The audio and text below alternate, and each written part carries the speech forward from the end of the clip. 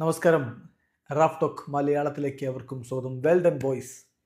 ഇത് വിൽ പവറിൻ്റെ, പോരാട്ട വീര്യത്തിൻ്റെ, ദൃഢനിശ്ചയത്തിൻ്റെ ഫലമായി ലഭിച്ചൊരു പോയിൻ്റാണ്. കളിയുടെ 1 മണിക്കൂറിലധികം സമയം ആളെണ്ണം കുറവ് വന്ന് 10 പേരായി കളിച്ചിട്ട് ആ കളിയിൽ നിന്നൊരു പോയിൻ്റ് പിടിച്ചെടുക്കണമെങ്കിൽ ആ ടീം പുറത്തെടുത്ത പോരാട്ട വീര്യവും ദൃഢനിശ്ചയവും കാണാതെ പോകരുത്. തീർച്ചയായിട്ടും ഗോളിലേക്കുള്ള എല്ലാ വഴികളും കൊട്ടിയടച്ചു. മികച്ച രൂപത്തിൽ ഡിഫെൻഡ് ചെയ്ത് നിന്നു. ആ ഡിഫെൻസീവ് ഷേപ്പ് നഷ്ടമാകാതെ അവസാന നിമിഷം വരെ നിന്നു. അങ്ങനെയാണ് നോർത്ത് ഈസ്റ്റ് യുണൈറ്റഡിനെ ഗോൾ രഹിത സമനിലയിൽ കേരള ബ്ലാസ്റ്റേഴ്സ് പൂട്ടിയിരിക്കുന്നത്. കേരള ബ്ലാസ്റ്റേഴ്സിന് വേണ്ടി ലഗാതോർ രണ്ടാം പകുതിയുടെ അവസാന ഘട്ടത്തിൽ കളിക്കളത്തിലേക്ക് വന്ന് ഡെബ്യൂ നടത്തിയിട്ടുണ്ട് എന്ന കാര്യവും ശ്രദ്ധിക്കുക. ഈ മത്സരത്തിൽ ബ്ലാസ്റ്റേഴ്സിന്റെ മുന്നേറ്റങ്ങൾ നയിച്ചുകൊണ്ട് ആദ്യ 11-ൽ പെപ്ര, നോഹ്സദോയ്, അഡ്രിയാൻ ലൂണ, കോറു എന്നിവരൊക്കെ ഒരുമിച്ചാണ് അണിനിരന്നത്. മറുഭാഗത്ത് അലാദിൻ അജാരിയ, ജിതിൻ MS തുടങ്ങിയവരെ മുന്നിൽ നിർത്തിക്കൊണ്ടാണ് നോർത്ത് ഈസ്റ്റ് യുണൈറ്റഡ് കളിക്കളത്തിലേക്ക് വന്നത്.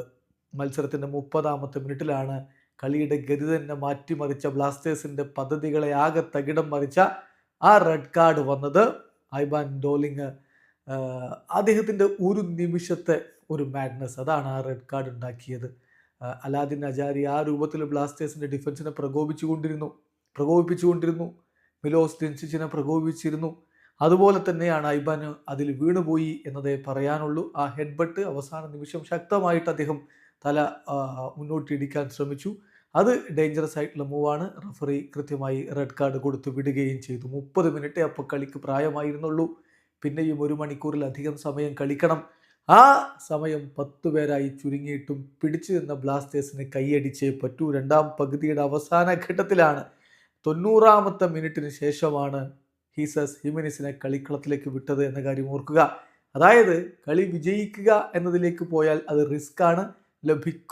ഈ ഒരു പോയിന്റെങ്കിലും ലഭിക്കുക എന്നുള്ളത് തന്നെയാണ് കോച്ചുമാർ ലക്ഷ്യമിട്ടത്.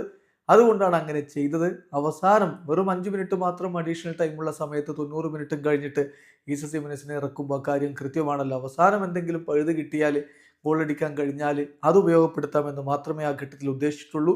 എന്തായാലും ഇത് ദൃഢനിശ്ചയത്തിൻ്റെ, വിൽ പവറിൻ്റെ, പോരാട്ട വീര്യത്തിൻ്റെ മകുടോദാഹരണമായി ലഭിച്ച ഒരു പോയിന്റാണ്. വീഡിയോ അവസാനിക്കുന്നു.